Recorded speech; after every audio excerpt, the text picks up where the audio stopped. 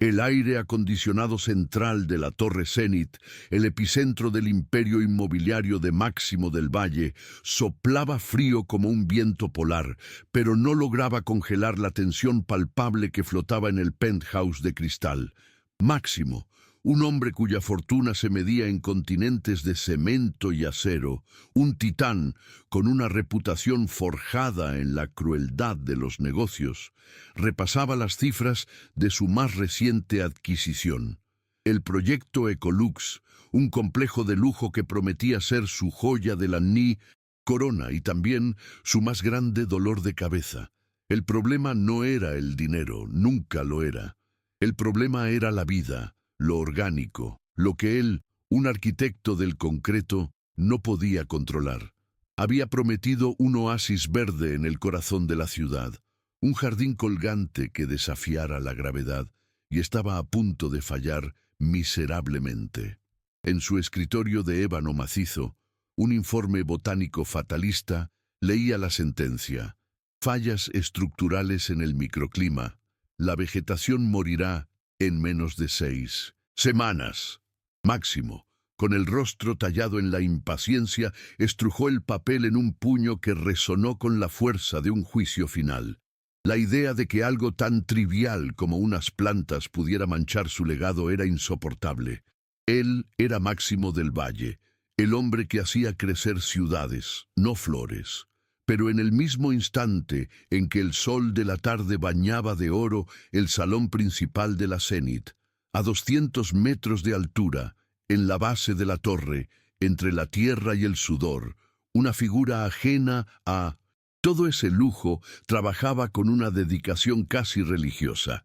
Elena Ríos era una mujer de manos callosas y ojos que reflejaban la calma de la tierra húmeda. Era la más nueva y humilde empleada de mantenimiento de jardines, una figura casi invisible en el ejército de personal de la corporación. Su uniforme verde, siempre pulcro a pesar de la faena, contrastaba con su aura de fragilidad y fuerza silenciosa. Elena no trabajaba por las cifras de Máximo. Ella trabajaba por el milagro cotidiano de la vida que brota. Venía de una pequeña aldea en las montañas, donde la tierra era su única maestra, y traía consigo un conocimiento ancestral que los agrónomos de la capital solo podían leer en libros polvorientos. Los demás jardineros, todos hombres con títulos universitarios y herramientas de última generación, la miraban con una mezcla de lástima y desprecio. La llamaban la campesina a sus espaldas, ignorando que sus dedos podían escuchar el clamor mudo de una raíz sedienta. El verdadero conflicto, sin embargo, vivía en la mansión principal de Máximo, una fortaleza de mármol blanco y cristal que se sentía más como un mausoleo que un hogar. Allí, a salvo del ruido y del asfalto, residía Tiago, el hijo de Máximo, un niño de 8 años que para el mundo era el heredero de una dinastía, pero para su padre era un enigma doloroso. Tiago era un niño especial, no en el sentido de la enfermedad o el prodigio académico, sino por una sensibilidad que rozaba lo sobrenatural. Desde muy pequeño había mostrado una aversión total por la frialdad de los negocios y el rugido de los motores. Su fascinación residía en el color, en el olor, en el silencio elocuente de las cosas vivas. El problema es que Tiago no hablaba. Un trauma infantil, nunca del todo explicado, lo había sumido en un mutismo selectivo. Se comunicaba solo a través de sus dibujos, de una complejidad y una paleta de colores que desafiaban su edad. Y en casi todos sus dibujos, el elemento central era un árbol, una flor o un jardín, siempre vibrantes y en lucha contra un fondo grisáceo que, curiosamente, se parecía mucho a la Torre Zenit. Máximo veía el silencio de su hijo como una debilidad, una mancha de humedad en la perfección de su linaje. Contrataba a los mejores terapeutas del mundo, pero ninguno lograba cruzar el puente hacia el mundo interior de Tiago. Su relación era un campo minado de silencios incómodos y expectativas rotas. Un día, mientras Elena trabajaba en la mansión podando un seto de jazmines que todos daban por perdido, Tiago se acercó. No la miró, pero se sentó a pocos metros en el césped y comenzó a dibujar. Elena, acostumbrada a la soledad de su tarea, apenas notó su presencia hasta que el niño, con un movimiento rápido e inesperado, le ofreció el dibujo. Era un retrato de la planta que ella estaba tratando, pero con un detalle que a Elena le heló la sangre. El dibujo mostraba con precisión las raíces, dibujadas de un color rojizo enfermizo, algo que era invisible a simple vista.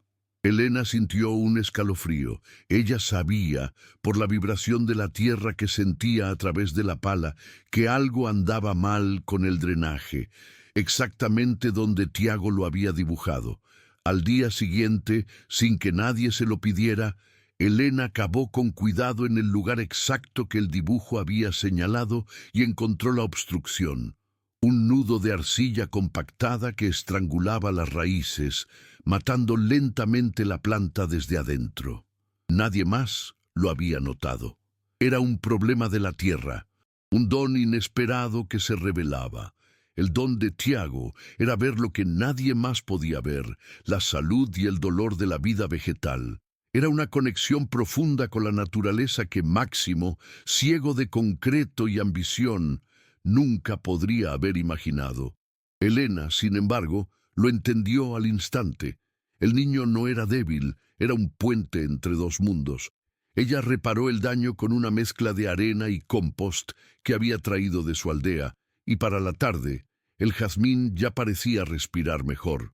La tensión se escaló cuando Elías Soto, el director de operaciones de Máximo y el verdadero antagonista de la historia, un hombre elegante, con una sonrisa de tiburón y ojos que calculaban todo al milímetro, descubrió que Elena había alterado el césped de la mansión sin permiso.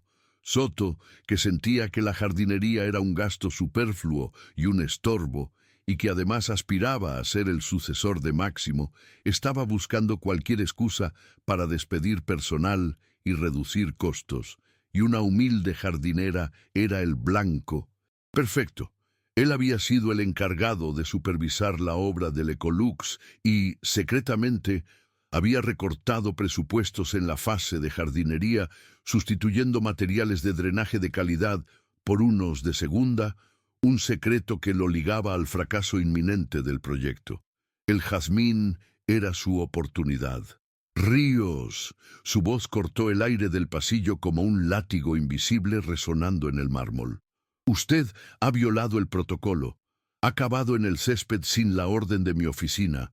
Eso es vandalismo y es motivo de despido inmediato. ¿Tiene algo que decir en su defensa? Elena se enderezó, limpiándose la tierra de las manos.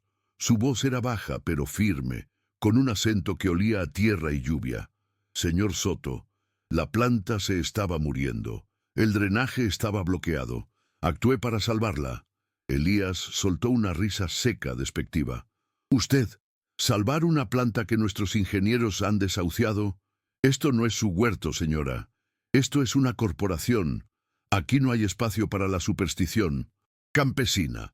Elías ya redactaba el informe de despido. Fue en ese momento que Tiago, que había estado observando la escena desde la puerta del estudio, hizo algo que nunca hacía. Extendió su mano, apuntó al jardín y luego apuntó al dibujo en la mano de Elena. Máximo del Valle, que había bajado a la mansión para una reunión de emergencia y escuchó la discusión, se detuvo en seco. Nunca había visto a su hijo interactuar con un empleado, y mucho menos señalar algo con tanta intención.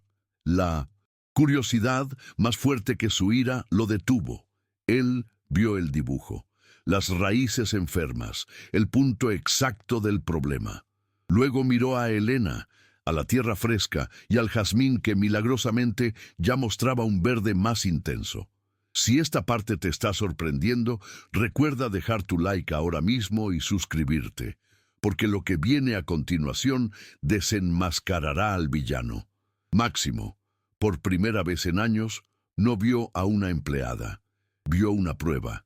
Y esa prueba, que venía de las manos de su hijo, silencioso, era irrefutable.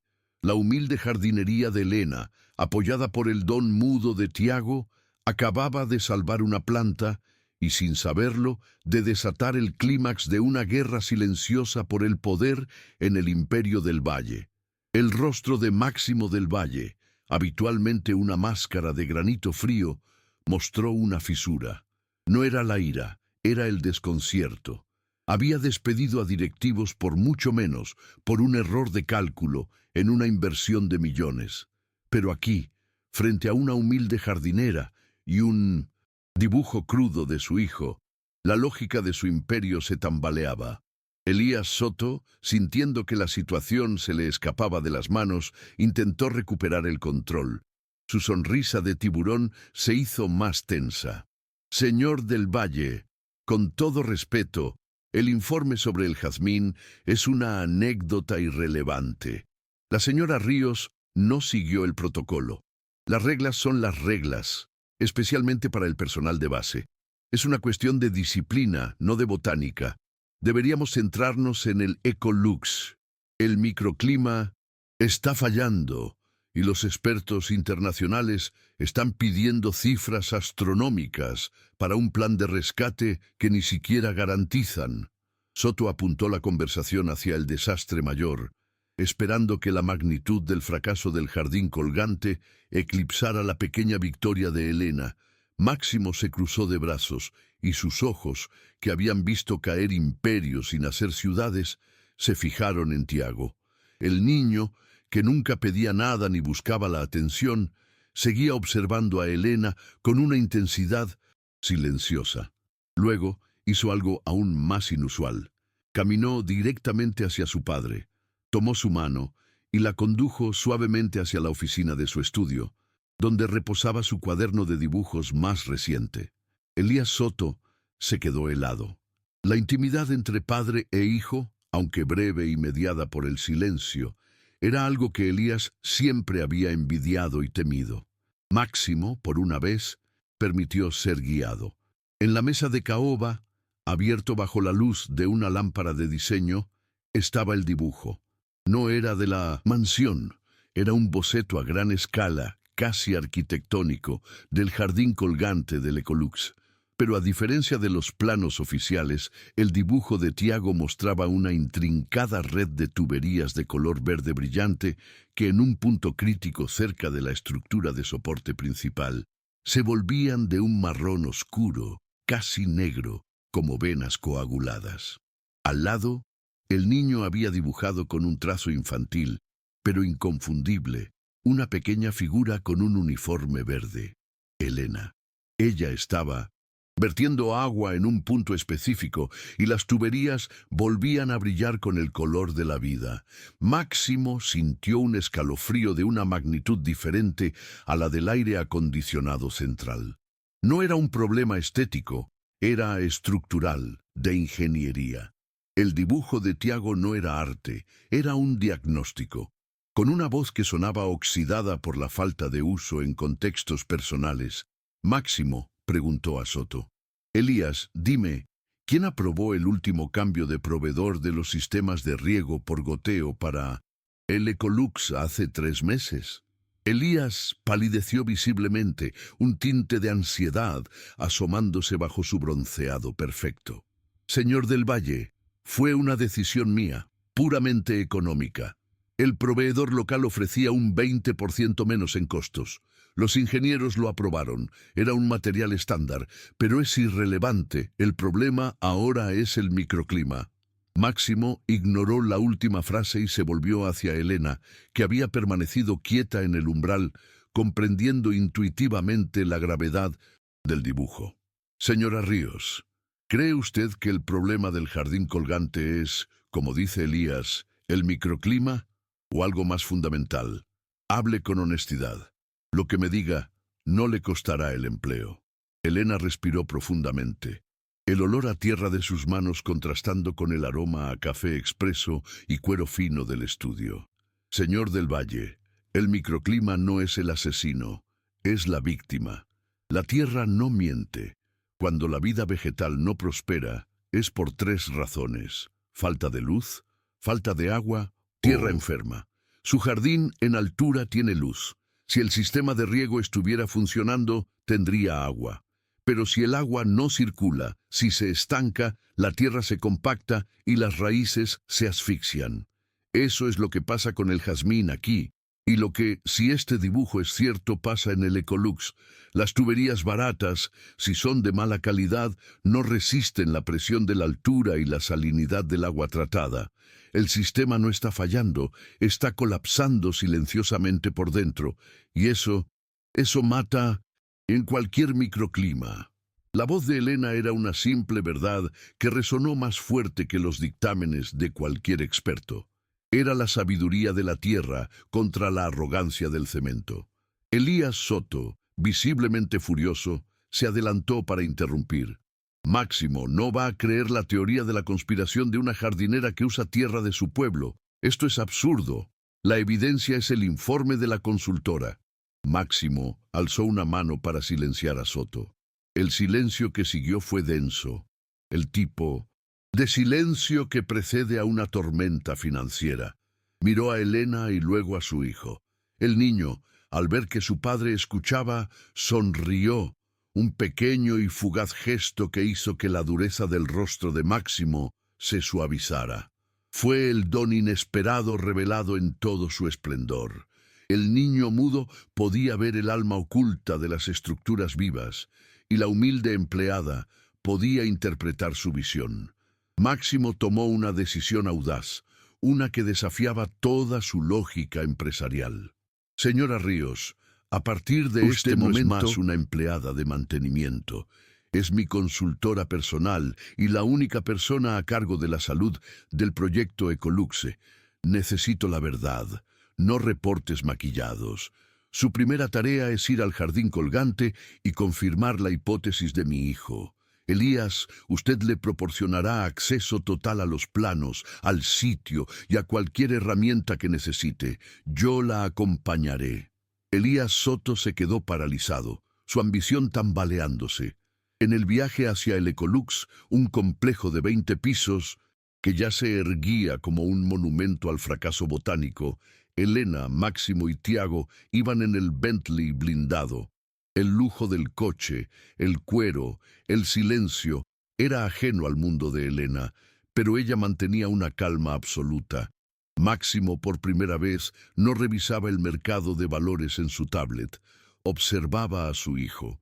Tiago, en lugar de mirar la ciudad que pasaba a la velocidad de la luz, miraba el pequeño esqueje de orquídea que Elena llevaba consigo en una bolsa de tela. La conexión entre la jardinera y su hijo era un lenguaje sin palabras que Máximo luchaba por entender. «Dime, Elena», dijo Máximo, rompiendo el silencio que era casi tan grande como su fortuna. «¿Cómo puedes saber lo que piensa una planta?» Elena sonrió, una sonrisa genuina que iluminó el sombrío interior del coche. «No es lo que piensa, señor, es lo que necesita. Ellas no piden, vibran, la tierra, el agua, la luz, todo eso es música. Si la nota es falsa, la planta se marchita. Su hijo escucha la música de una manera que los demás no podemos. Él ve las notas falsas. Si esta parte te está gustando, deja tu like ahora mismo y apoya este canal para seguir trayendo historias impactantes. La conversación no era sobre negocios, sino sobre metafísica, sobre la vida, algo completamente nuevo para el magnate. Al llegar al jardín colgante, la escena era un espectáculo de desolación millonaria. Miles de plantas, traídas de los viveros más caros del mundo, estaban muriendo. Hojas amarillas, tallos, quebradizos, un aroma a podredumbre húmeda en el aire fresco. Elías Soto había llegado antes y esperaba junto a un grupo de ingenieros y botánicos, todos con caras de funeral corporativo. El problema es la humedad relativa, señor del Valle. No hay forma de mantener este volumen de vegetación en un clima tan seco en altura. insistió Elías, aferrándose a la narrativa oficial. Elena no dijo nada. Se arrodilló, tocó la tierra y luego, con la pala que había traído de la mansión, hizo una pequeña excavación cerca de una de las palmeras moribundas. Los ingenieros la miraron con condescendencia. Elena excavó apenas unos 20 centímetros y tocó la tubería de riego. No necesitaba un medidor de presión. Podía sentir el pulso de la tubería con sus dedos. El tubo, que Soto había comprado al proveedor barato, estaba blando, casi gomoso, y en la junta, donde la soldadura era más débil, Elena encontró un exudado salino y pegajoso que obstruía la salida de agua al sistema de goteo. Aquí está la nota falsa, señor del Valle, dijo Elena, sosteniendo un pequeño trozo de tubería corroída. El material es inferior a lo especificado. No solo se ha debilitado, sino que se está desintegrando lentamente. Los químicos de la tierra lo están atacando. El agua no llega, se estanca y pudre las raíces. No es el clima, es el material. Y si esto está aquí, está en toda la estructura. Máximo tomó el trozo de tubo. No era un papel, no era un dibujo. Era evidencia irrefutable. La verdad, desenterrada por una jardinera y profetizada por su hijo mudo, golpeó al magnate con la fuerza de una revelación. Elías Soto, al ver el tubo, supo que su juego había terminado. El antagonista poderoso que había recortado costos por avaricia, poniendo en riesgo la inversión de $1.000 millones del Imperio del Valle, estaba a punto de caer en público. Su caída sería tan dramática como la revelación que Elena acababa de desenterrar. El pequeño trozo de tubería corroída, sostenido por Máximo del Valle en la palma de su mano, parecía pesar más que todo el acero de la Torre Zenit. La evidencia irrefutable no era un error de cálculo de mercado o una mala previsión de ventas. Era un acto de traición interna. Elías Soto, sintiendo que la tierra se abría bajo sus pies, intentó un último y desesperado movimiento para desviar la atención, un clímax público con audiencia que se desarrollaba ante la mirada atenta de los ingenieros, botánicos y una pequeña multitud de empleados de alto nivel que se habían congregado, atraídos por el séquito de Máximo. Soto avanzó, con el rostro ahora completamente descompuesto, abandonando la máscara de elegancia por una de pura desesperación. «Es una trampa. Esta mujer ha plantado esa prueba. Ella es una simple empleada de mantenimiento, señor del Valle. Usted no puede arriesgar su reputación y la credibilidad de toda la corporación por la palabra de una campesina. Yo tengo los reportes de la consultora externa que me exonera. Ella está tratando de sabotear el proyecto. Es un espionaje industrial, estoy seguro». La voz de Soto era estridente, diseñada para sembrar la duda con la desesperación. Sin embargo, Máximo no lo miró. Sus ojos permanecieron fijos en el tubo y luego se movieron hacia Tiago. El niño, que había estado en silencio todo el tiempo, se acercó a la pequeña excavación de Elena. Llevaba en sus manos un pequeño bloc de papel y un crayón de color rojo intenso. Se arrodilló y con una velocidad sorprendente dibujó en el borde del papel una serie de flechas que apuntaban a la tierra expuesta, y luego al fragmento de tubería que Máximo sostenía. El mensaje mudo era claro. El dibujo era la verdad, y la tubería era la prueba física.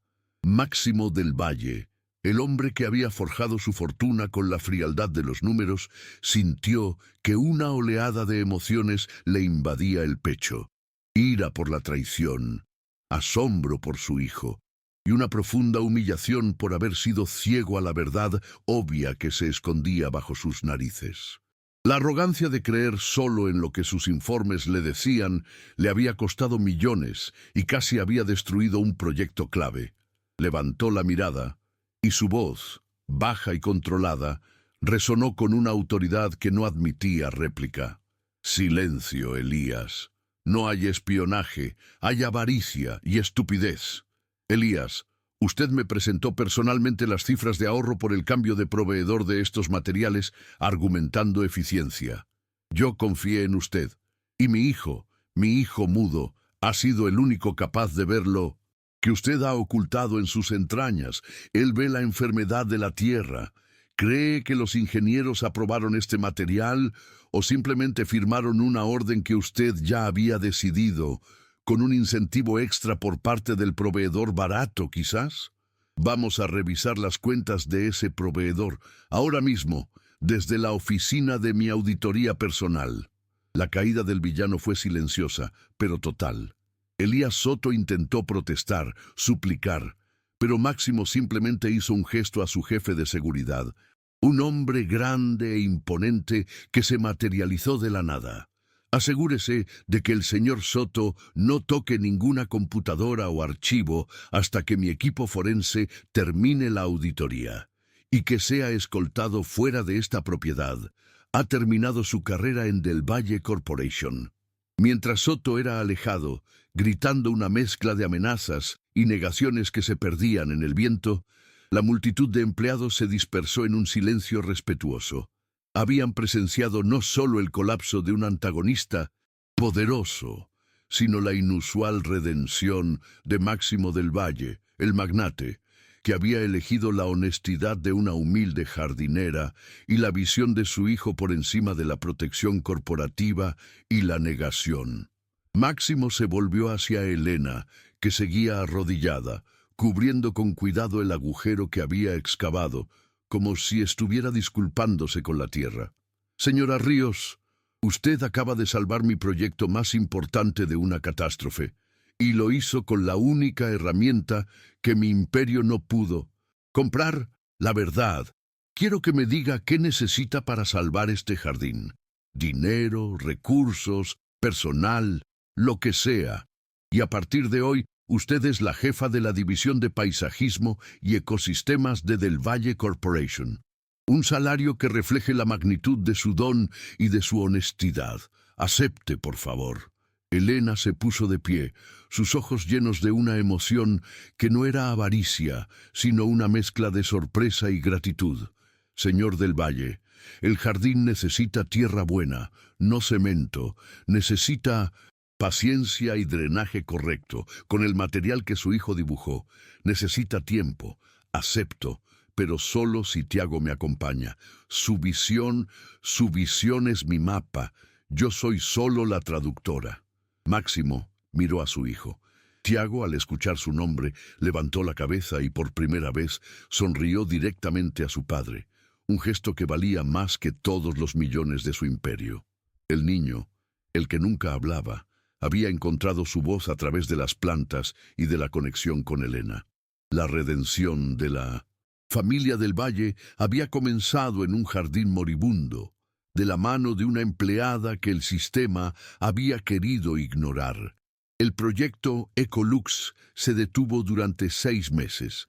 Elena supervisó personalmente la sustitución de todo el sistema de riego, utilizando los materiales de la más alta calidad y un sistema de drenaje diseñado a partir de los bocetos de Tiago.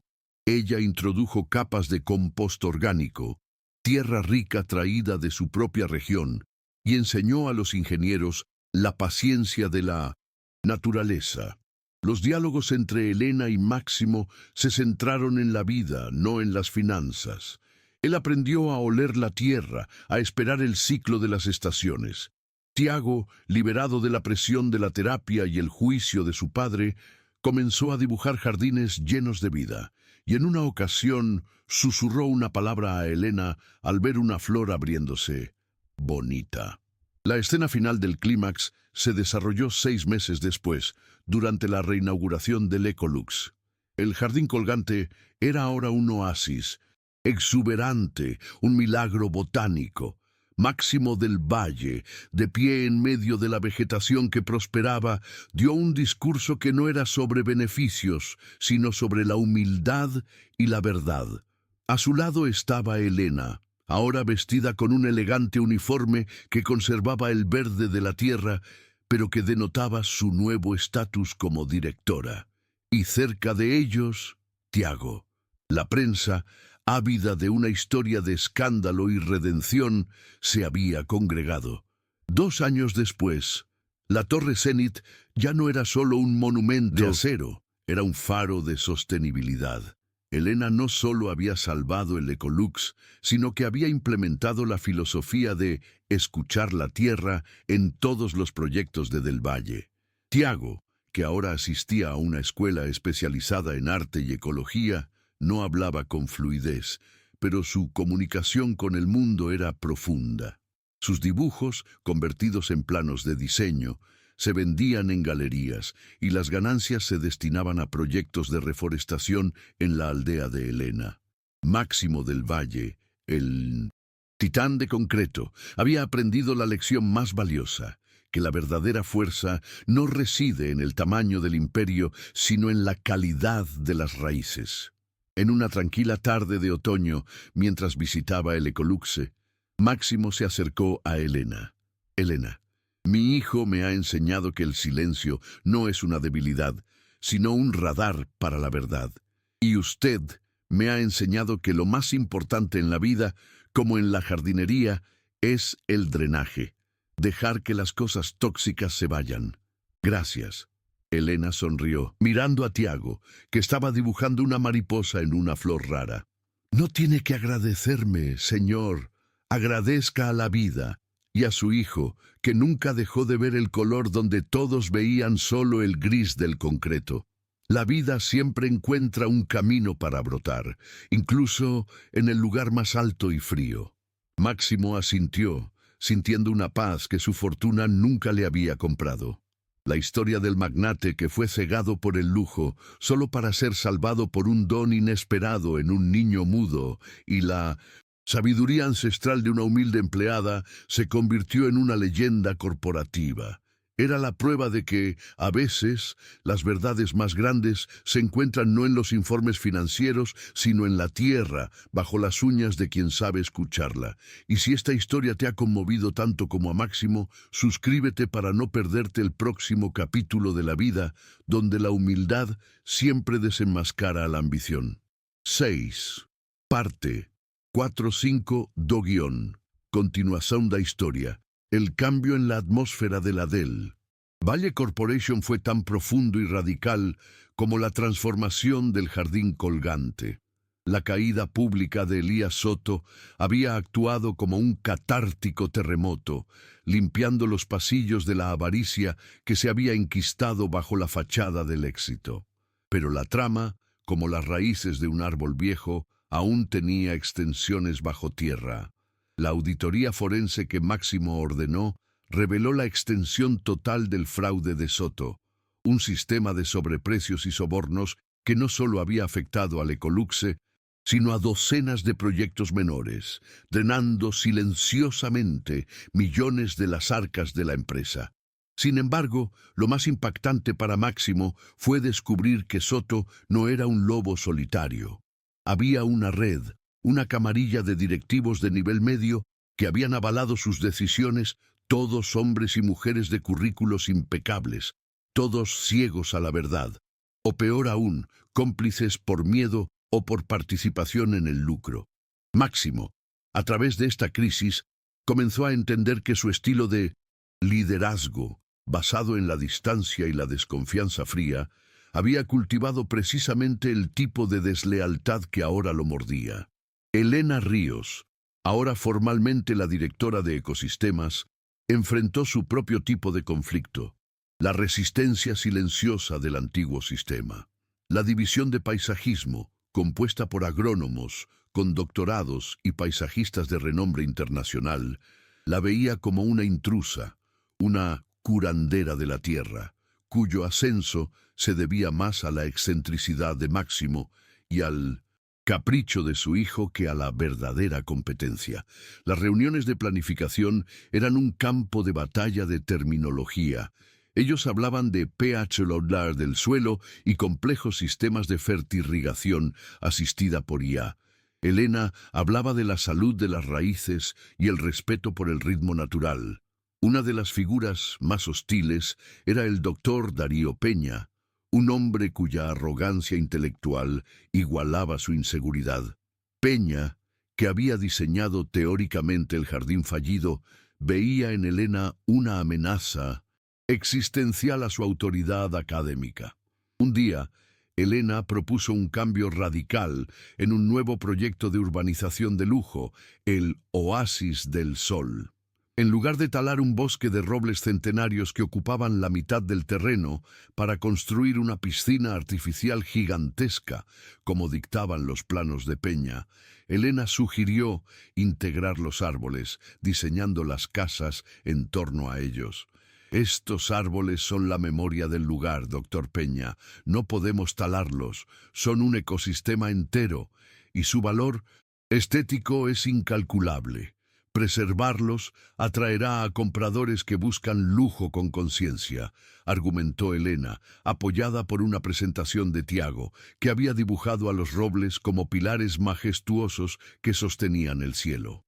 El doctor Peña estalló, el rostro rojo de indignación. Señora Ríos, esto es arquitectura, no un campamento de ecologistas. Mis cálculos muestran que el retorno de inversión se maximiza con la tala. Su enfoque es sentimental y francamente retrógrado. De verdad, el señor del Valle va a basar decisiones de millones de dólares en los garabatos de un niño mudo y el instinto de una persona sin título universitario. La pregunta resonó en la sala como un dardo envenenado.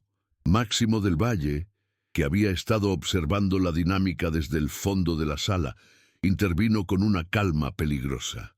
Doctor Peña, la arrogancia de la mente a menudo es más destructiva que la ignorancia del corazón. Sus cálculos llevaron al fracaso del Ecolux, salvado solo por el instinto de la señora Ríos y la visión de mi hijo. Y para su información, los garabatos de mi hijo son más honestos que cualquier informe que usted haya escrito.